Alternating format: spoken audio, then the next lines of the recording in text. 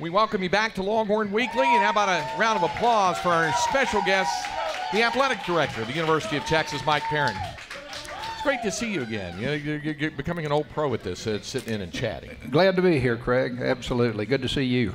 Busy time. You got a big weekend, Distinguished Alumni Weekend going on. The governor, one of those distinguished alumni. I know it's an important weekend here on campus, isn't it? It's really one of our great traditional weekends. The Texas Exes select distinguished alumni to be presented at the game. They'll have activities tomorrow night.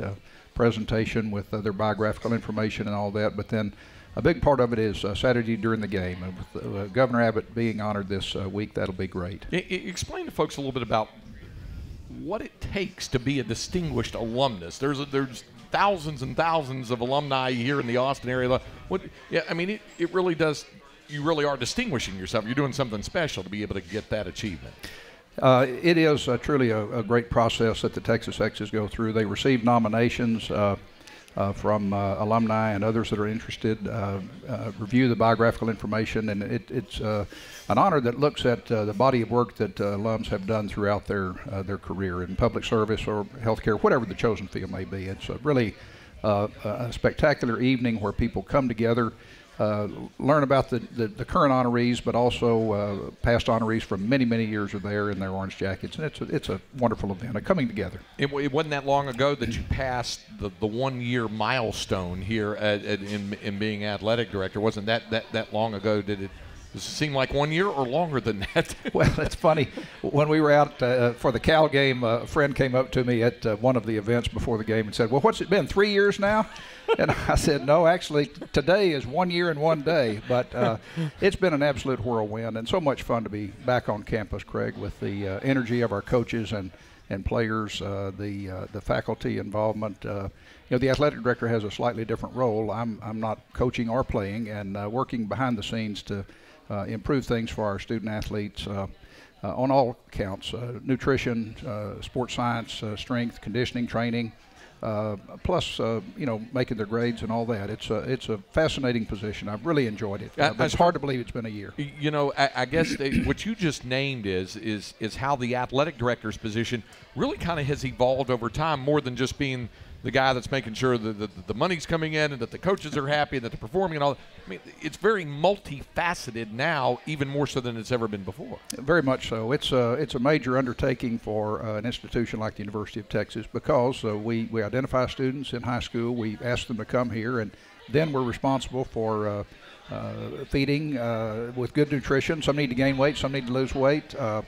Year-round conditioning, the whole atmosphere has changed so much since I first enrolled here 51 years ago. Well, all right. Since you took me in that direction, I'm gonna get you to kind of go in the Wayback Machine a little bit. Baylor and Texas, now of the schools that are on the Longhorn schedule, this is the most played rivalry for the Longhorns of the schools that they're playing.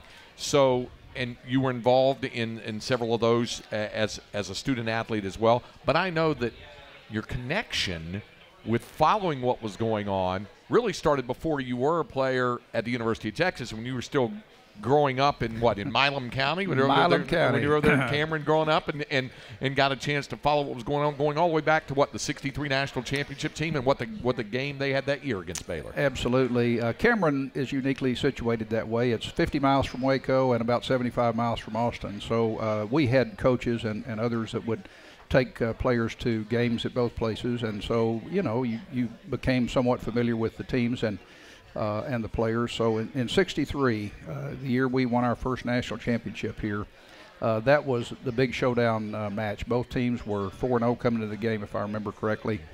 Baylor had two great players. They had depth at every position, but they had two really fine players. Don Truell, playing quarterback, All-American, several years ago inducted into the National Football Foundation College Hall of Fame. A great receiver, Lawrence Elkins, who went on to play pro ball as well as Don did.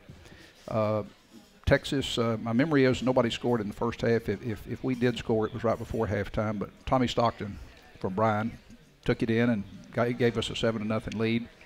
Late in the game, Baylor was driving, and Duke Carlisle, our quarterback, hadn't played defense in a year or so, but Coach Royal put him in. And one of the iconic pictures you'll see in various places, books, the tea room, places like that. Carlisle comes out of nowhere. There's a pass thrown by Trill to Elkins cutting across from the left side. Carlisle comes out of nowhere and intercepts it in the end zone. We hang on to have a 7-0 victory, which was critical at that time. And then we go on to upset TCU, and then the great game with A&M that leads up to the game against Navy. So it's a game I'll never forget. And you were what, 16 at the time? 16. Yeah, yes. and I mean, had you already decided 16 was the University of Texas was where you wanted to go, or did that game kind of help shape and mold what you were thinking in terms of where you wanted to play college football? That was one of several games. In those days, youngsters could get into the stadium for 50 cents. They called it the knothole gang, and if you came to Memorial Stadium for 50 cents, you were guaranteed admission to the stadium. Not a seat. It was general admission in the north end zone. But being around that program at that time with great players and Coach Royal was just such a great figure. That the hook really got set there, but I had no guarantee that I would be on their list. You know, that's a two-way street, and luckily I had a great team and great coaches my senior year in high school, and was asked to come down here, and there was never any doubt in my mind. Well, the other thing I heard about that game, and you might be able to help me out with this, I heard that at least up to that point, and maybe for several years afterwards, that was the toughest ticket ever to try to get to a Longhorn football game. Was that Baylor game was an incredibly difficult ticket to try to get. So I would imagine getting in with the knothole gang for 50 cents probably was a little bit of a challenge that day. It was. I don't remember the crowd. The stadium in those days was only about 63 or 4,000. We didn't have any of the the upper seats on the west side, but it was packed. It was absolutely packed. And whenever you see pictures of that game or hear people talk about it, it was just an unbelievable battle. I later heard that when Elkins got back to Waco, he had to be helped off the bus.